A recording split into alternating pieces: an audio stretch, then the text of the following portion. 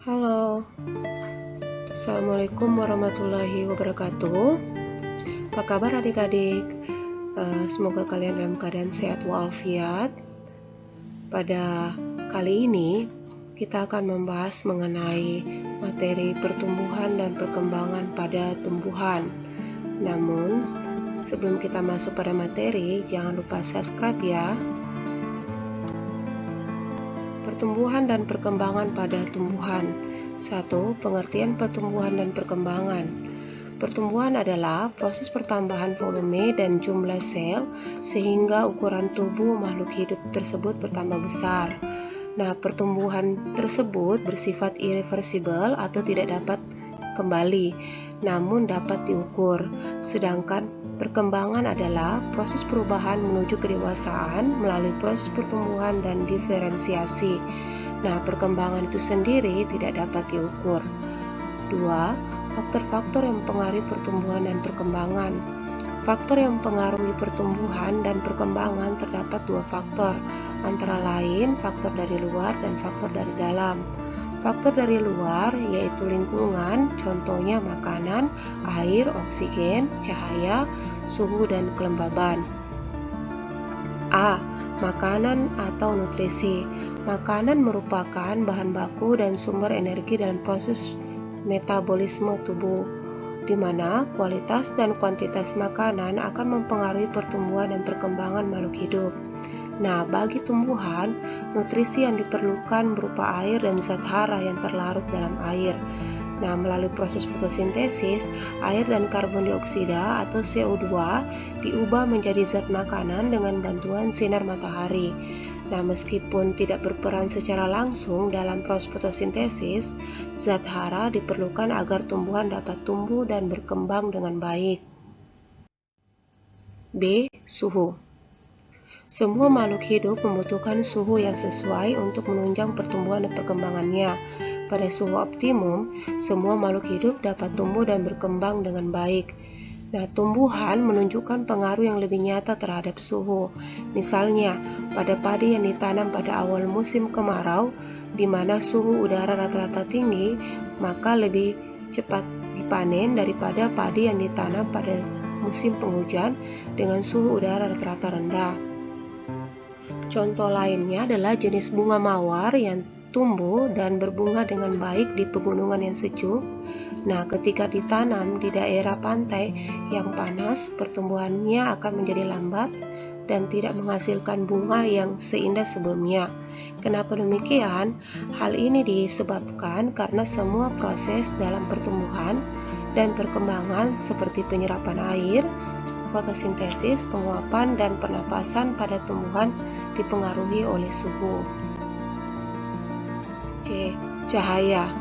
Cahaya berpengaruh terhadap pertumbuhan dan perkembangan makhluk hidup, di mana tumbuhan sangat membutuhkan cahaya matahari untuk proses fotosintesis.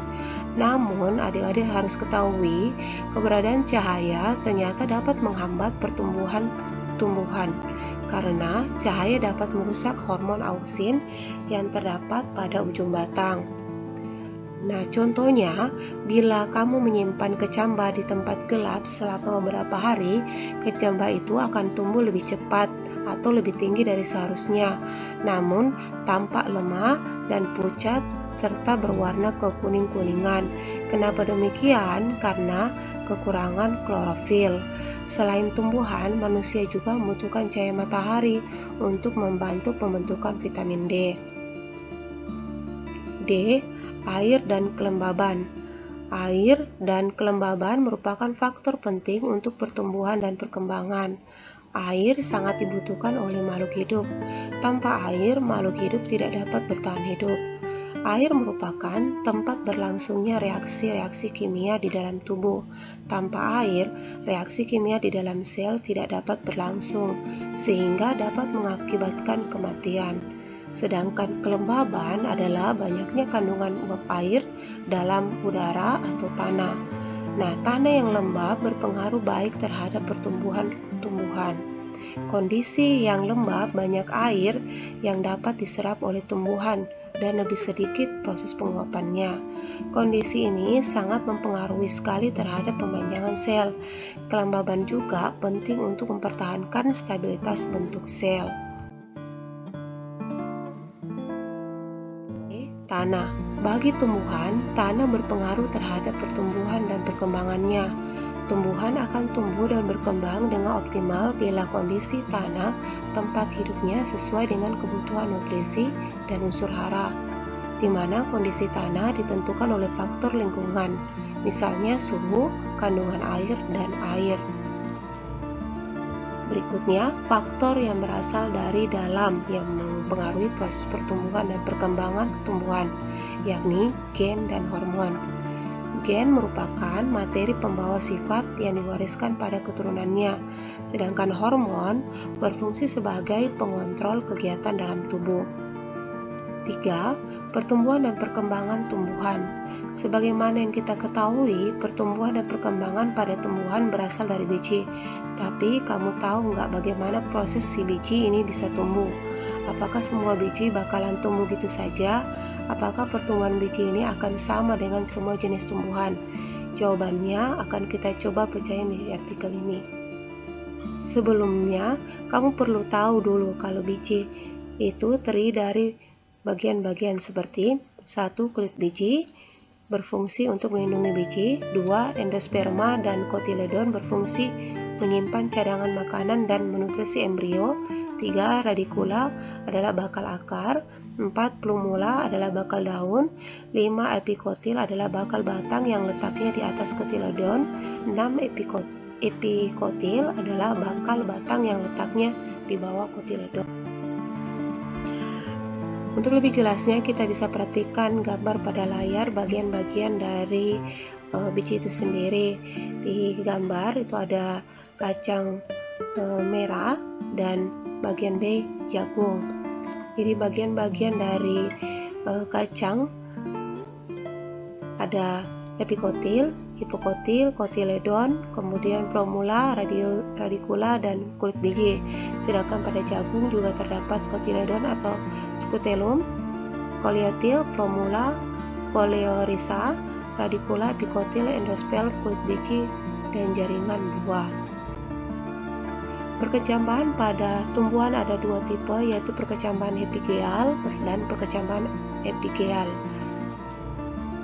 Perbedaan keduanya bisa kita lihat berdasarkan letak kotiledonnya ya. Perkecambahan hipogeal artinya hipo berada di bawah, yang berarti hipogeal itu adalah perkecambahan yang kotiledonnya tetap terdapat di dalam tanah. Contohnya adalah perkecambahan hipogeal bisa dilihat pada tumbuhan monokotil seperti jagung dan kelapa. 2. Perkecambahan epigeal, epi artinya atas, berarti itu perkecambahan yang kotiledonnya bakalan naik ke atas permukaan tanah. Nah, perkecambahan epigeal ini banyak terjadi pada tumbuhan dikotil, khususnya pada kacang-kacangan, kacang merah, serta kacang hijau. Untuk lebih jelasnya, perbedaan perkecambahan epigeal dan hipogeal bisa diperhatikan pada gambar berikut. Yaitu di sini di layar ada gambar epigeal dan hipogeal ya. Contoh dari perkecambahan epigeal adalah kacang merah, sedangkan contoh dari perkecambahan hipogeal adalah jagung. Adapun perbedaan tumbuhan monokotil dan dikotil adalah tumbuhan monokotil hanya mengalami pertumbuhan primer, contoh pada tanaman jagung, sedangkan tumbuhan dikotil mengalami pertumbuhan primer dan sekunder, contoh pada kacang merah. Pada pertumbuhan primer, akar dan batang tumbuh memanjang. Daerah pertumbuhan primer terdapat pada ujung batang dan ujung akar, yaitu pada pembelahan sel, pemanjangan sel, dan diferensiasi.